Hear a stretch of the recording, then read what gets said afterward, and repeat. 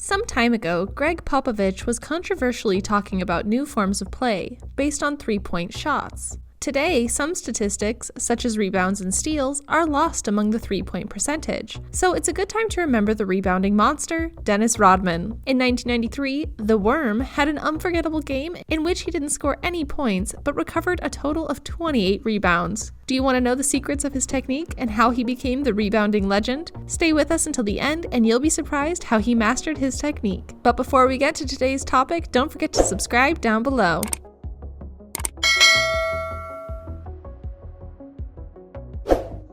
That night, Rodman's Spurs defeated the Bumblebees by a score of 92-88 with a great performance by David Robinson, who not only contributed 31 points, but recovered 10 rebounds, 9 of them defensive. Dennis, a player with a lot of personality and famed by his particular hairstyle, led in 7 straight seasons in rebounds from 1992 to 1999, the first one being his maximum, achieved with an average of 18.7 rebounds per game. To give you an idea of how good Dennis Rodman was at grabbing rebounds, in 1992, when he was playing with the Detroit Pistons against the Pacers, the Worm achieved his maximum rebound with 34, while the opposing team as a whole got 38. Although Rodman can be ranked by many as one of the best rebounders in NBA history, the Bulls and Pistons star is far from the top 10 most rebounding players. Dennis is ranked 21st with 11,954 rebounds, while Wilt Chamberlain, number 1 in this department, had 23,924. Dwight Howard is the only active player on this select list of 20 with 13,184 and is ranked 15th.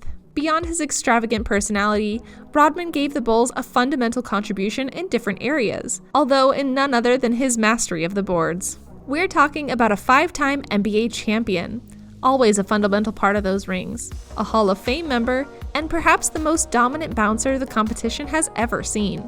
Was Dennis's domination of the boards so great? The numbers can give us an answer. To begin with, no one else reached the milestone of leading the league in rebounds for 7 consecutive seasons, something Rodman achieved from 91-92 to 97-98 via Detroit, San Antonio, and Chicago. His career average of 13.1 rebounds is the 11th highest of all time. Rodman is the 8th in rebounds per 36 minutes, 14.9, only surpassed by Bill Russell, Wilt Chamberlain, Maurice Stokes, Andre Drummond, Hassan Whiteside, Walter Dukes, and Bob Pettit. However, we know that this statistic is relative. To begin with, it doesn't take into account the pace of the game.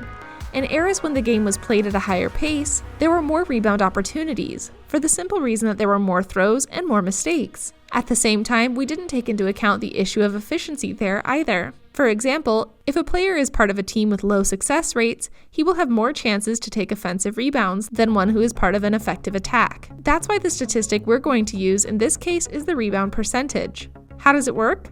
Very simple. It's the amount of rebounds a player takes based on missed shots while on the court. Let's suppose that over 10 missed shots by the opponent, that player gets a defensive rebound.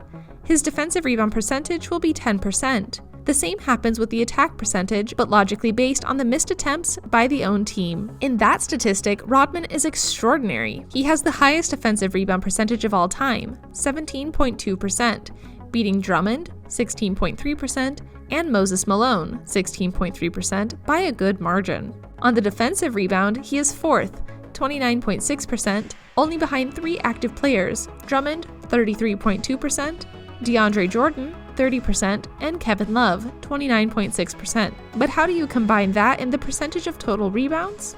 The second highest number ever, 23.4%, just behind Drummond's 24.5%. Not bad, right?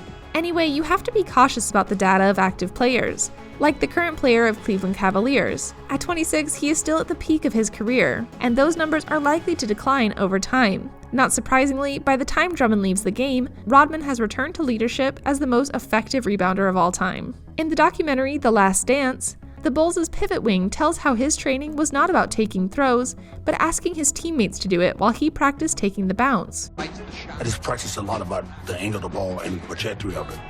You got a Larry Bird, it's going to spin. We got a Magic and make it spin. When Michael shoot over here, I position myself right there. Now I hit the rim, it's boom, click and go back this way, boom, here, click and go that way, boom, that way, click here and go back this way. So basically I just started learning how to put myself in a position to get the ball. Rebound, kept alive by Rodman.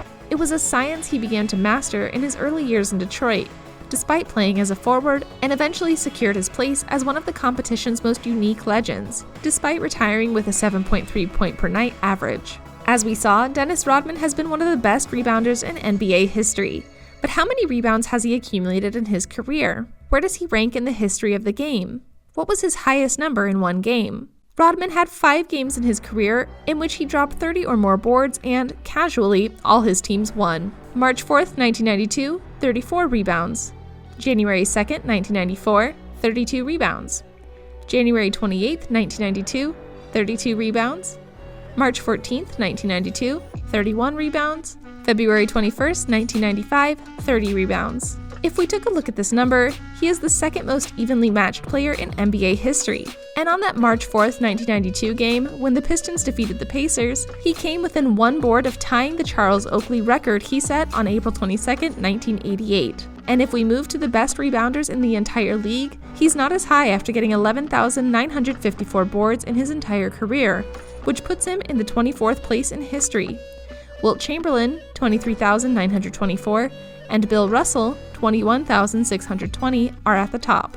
But how did Rodman come to master his technique? While the players stayed many extra hours after some training or matches to practice hundreds and hundreds of shots, Rodman was there too, but he just sat there and watched. Exactly, while Jordan, Pippen, and other teammates spent hours and hours perfecting their pitching, he just sat there watching. Until one day, he was obviously asked why he sat watching his teammates throw every day, and they were working overtime, and he responded, "While many seek to see how the ball goes into the hoop, I seek to see how and where it gets out of it." And it is also known that he spent long hours watching games on videotape, analyzing every detail and assimilating the best way to take advantage of the bounces. We can hardly believe that at the age of 18, due to his college failure, his mother kicked him out of her house and made him homeless for 2 years, where the worst moments of his life, from having to steal to eat to spending days in prison, were experienced. But then, on the rebound, Rodman received a scholarship from Southern Oklahoma State and began his career. Until that age, Dennis didn't even know how to make a tray, according to him. He improved year after year, and left only the rebounds for the game. His dedication was such that NBA went after him, and Detroit incorporated him into their ranks. Thanks to the Pistons, Rodman knew that the rebound of luck could not be wasted and dedicated his maximum to reach the glory and become the player he was. Rodman was added to a team tailored to his needs. Tough but focused, the bad boys of Detroit, led by Thomas, Lambier, and Dumars, the 3 toughest guys in the NBA, and Dennis, he quickly adapted to them, averaging 6.5 points and 4.5 rebounds in just 15 minutes of play and thousands of hits to his opponents. After 7 seasons with the Pistons and 2 rings on his fingers, Rodman was traded to the Spurs because one night in 1992, he was found in his car in the parking lot of a Pistons stadium with a gun. Sitting in the parking lot at the Palace at Auburn Hills, early morning hours, a loaded rifle in your lap, contemplating suicide. And he has a gun rack in the back, and he has his rifle because he's a country boy, and that's what they do. And he's sitting there, and I think it's Matt pulls up, or Mike Avenel pulls up first.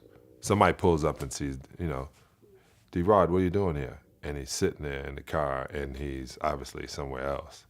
And Mike says, I think it's Mike Avenel, I got to get him in, you got to bring him into the spot. But his gun wasn't in his gun rack. So when that was told to me that his gun wasn't in the gun rack, it was next to him, I believed he had the capability of ending his life right there. Because in that moment, his life was ended.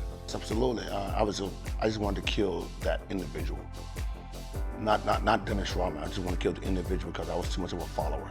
Rodman stated in one of his autobiographies that night was when he murdered the old Dennis and let the new Dennis out. In Texas, the new Rodman had spectacular games, but 7 of them were 0 points, but with a lot of rebounds. The Worm, on November 10, 1993, against the Suns, scored 0 points, with only 1 attempt at a field goal, but with 25 rebounds in 48 minutes on the court.